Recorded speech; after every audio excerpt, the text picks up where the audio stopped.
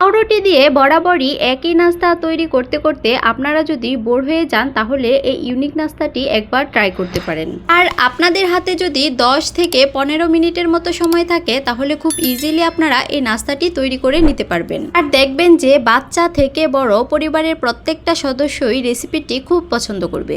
রেসিপিটি দেখলেই আপনারা বুঝতে পারবেন ঘরে থাকা অল্প কিছু উপকরণই আপনারা এই রেসিপিটি তৈরি করে নিতে পারবেন। বন্ধুরা চলুন আমরা আমাদের রেসিপিতে চলে আসি। তো এই রেসিপিটির জন্য আমি সর্বপ্রথম ব্রেডগুলো কেটে নিব। আমি এখানে 4টি ব্রেড নিয়েছি। ব্রেডগুলোকে আমি ছোট ছোট স্লাইসে কেটে নিলাম। স্কিনে খেয়াল করলে আপনারা সেটা বুঝতে পারবেন। তবে আপনারা চাইলে আপনাদের পছন্দ মতো যে কোনো স্লাইসে পাউরুটিগুলোকে কেটে নিতে পারেন। তবে আপনারা যদি এরকম চৌকো চৌকো স্লাইস করে কেটে নেন তাহলে রেসিপিটা দেখতে খুব সুন্দর দেখাবে। কেটে নিলাম এখানে মোটামুটি 1 চামচের মতো রসুন কুচি, 1 কাপ পরিমাণ পেঁয়াজ কুচি। পেঁয়াজ কুচিটা একটু বেশি পরিমাণেই ব্যবহার করবেন তাহলে খেতে খুব ভালো লাগবে। এবারে এই কেটে নেওয়া ব্রেডগুলোকে আমি হালকা একটু ভেজে নিব। ব্রেডগুলোকে টোস্ট করার জন্য আমি এখানে একটা প্যানে অল্প পরিমাণ তেল ব্রাশ করে নিলাম। এটা যখন হালকা গরম হয়ে আসবে তখন এখানে একে একে আমি ব্রেডগুলো দিয়ে দিব। পাউরুটিগুলোকে ভাজার জন্য আমি এখানে তেল ব্যবহার করলাম। আপনারা চাইলে ঘি বা বাটারও ব্যবহার করতে পারেন। যখনই পাউরুটির একটা পাশ মোটামুটি টোস্ট হয়ে এসেছে তখন আমি পাউরুটিগুলোকে উল্টে দিলাম। এভাবে আমি পাউরুটির দুইটা পাশে মোটামুটি একটা সুন্দর কালার আসা পর্যন্ত ভেজে নিব। তবে অবশ্যই খেয়াল রাখতে হবে যেন পাউরুটিগুলো পুড়ে না যায়। পুড়ে গেলে কিন্তু খাবারের টেস্ট একেবারেই নষ্ট হয়ে যাবে। দেখুন পাউরুটির পিসগুলোতে খুব সুন্দর কালার চলে এসেছে। এখন আমি পাউরুটির পিসগুলোকে উঠিয়ে নিলাম। এবারে পিসগুলোকে উঠিয়ে নিয়ে আমি বাকি যে পিসগুলো রয়ে গিয়েছিল সেগুলোকে খুব সুন্দরভাবে টোস্ট করে নিব।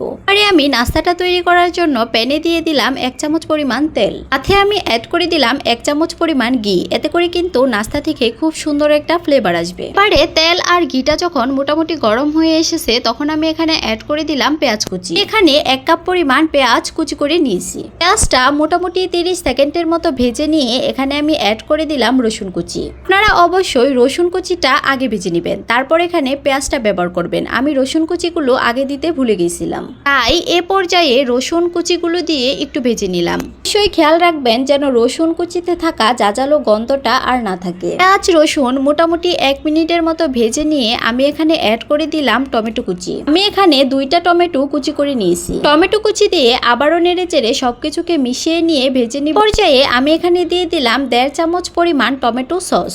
তো আমি এখানে মোটামুটি অনেকটা পরিমাণ টমেটো কুচি ব্যবহার করেছি তাই সসের পরিমাণটা কম করে দিলাম। আপনারা যদি টমেটো কুচি ব্যবহার না করেন তাহলে সসের পরিমাণটা বাড়িয়ে দিবেন। ডালের জন্য এখানে অ্যাড করে দিলাম 1/2 চামচ পরিমাণ লাল মরিচের গুঁড়ো। সাথে দিয়ে দিলাম 2টা কাঁচামরিচ কুচি।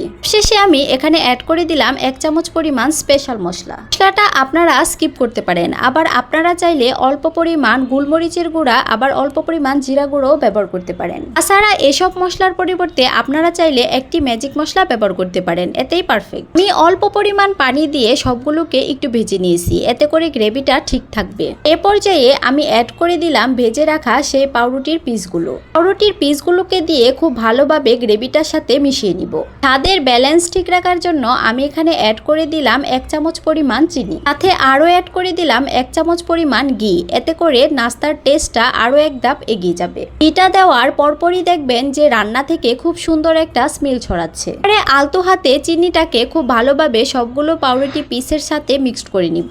বেশি জোরে নাড়ানাড়ি চাপাচাপি করতে যাবেন না, এতে করে নাস্তার শেপগুলো নষ্ট হয়ে যাবে। টেস্টের ব্যালেন্স ঠিক রাখার জন্য আমি কিন্তু এখানে 1 চিমটি পরিমাণ লবণ ব্যবহার করেছি। হালকা আঁচে আমি রান্না করে নিলাম মোটামুটি 2 মিনিট মতো। তৈরি হয়ে গেল পাউরুটি দিয়ে স্পেশাল নাস্তা। এখন আমি আপনাদেরকে সার্ভ করে দেখাচ্ছি যে নাস্তাটা দেখতে কতটা না লোভনীয় দেখাচ্ছে। নাস্তাগুলো দেখতে যতটা না লোভনীয় খেতে কিন্তু তার থেকেও বেশি মজা। তো বন্ধুরা যদি রেসিপিটি ভালো লাগে অবশ্যই বাসায় তৈরি করবেন আর আমাকে জানাতে ভুলবেন না যে খেতে কেমন হলো।